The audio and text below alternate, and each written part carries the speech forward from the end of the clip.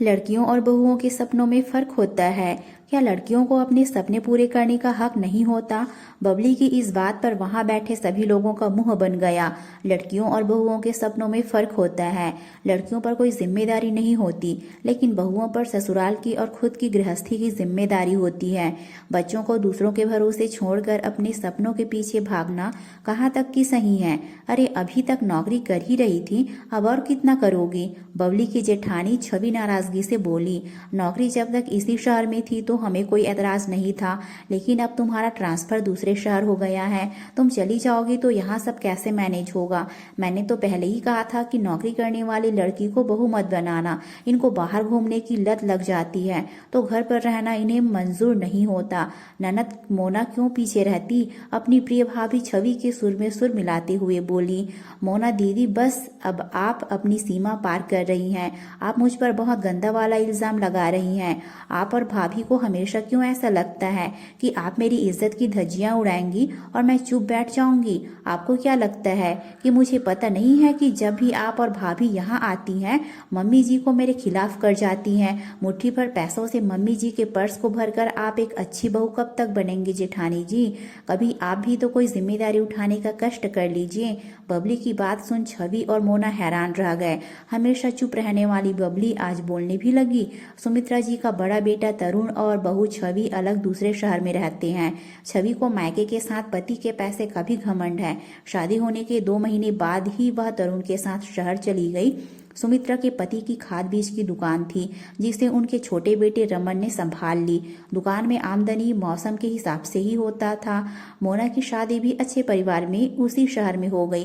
कुछ सालों बाद रमन के लिए बबली का रिश्ता आया तो छवि ने तुरंत मना कर दिया कि नौकरी करने वाली लड़की घर नहीं संभाल पाएगी।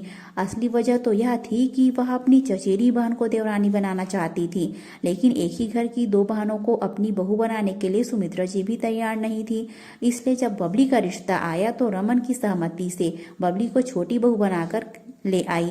उन्हें और रमन को बबली के नौकरी करने से कोई समस्या नहीं थी। छवि को जब महसूस हुआ कि सुमित्रा जी की नजरों में उसकी अहमियत कम हो रही है, तो उसने मोना और सुमित्रा जी को बबली के खिलाफ करना शुरू कर दिया, और इसके लिए सभी ने सुमित्रा जी को और मोना को घर खर्च के नाम पर मोटी रकम देना शुरू कर दिया। बबली अपनी सैलरी ना रमन को देती थी और ना ही सुमित्रा जी को, क्योंकि रमन ने ही उसे ऐसा करने से मना कर दिया था। लेकिन सभी ने इसी बात का फायदा उठाकर सुमित्रा जी के कान भरने शुरू कर दिए।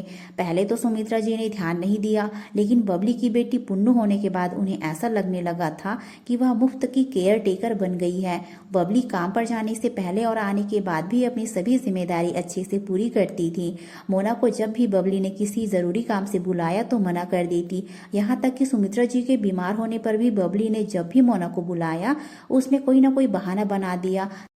तब बबली उनकी दिन रात सेवा करती, लेकिन कहते हैं ना, चिराग तले ही अंधेरा होता है। सुमित्रा जी को बबली में सिर्फ कमी दिखती, उसकी अच्छाई वह कभी देख नहीं पाई। बबली को ऑफिस की तरफ से 6 महीने की ट्रेनिंग पर बाहर दूसरे शहर भेजा जा रहा है।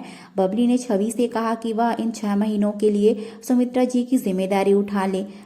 छवि अपनी आजाद जिंदगी में कोई खलल नहीं चाहती थी, इसलिए मोना को अपनी तरफ करके सुमित्रा जी के बहाने से वह उनकी जिम्मेदारी छुड़ाना चाहती थी।